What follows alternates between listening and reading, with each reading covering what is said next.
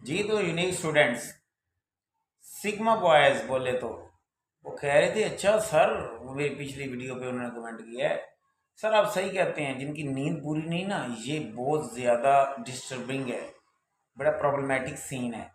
लेकिन वो कहते हैं हम तो सोते रहते हैं भाई।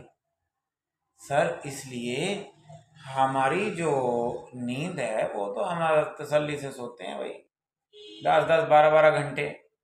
ओ भाई, इस कौम का क्या बनेगा? जो नहीं सोते वो जागते ही रहते हैं, वो नींद की कमी का शिकार हैं और उनका स्लीपिंग साइकिल डिस्टर्ब है।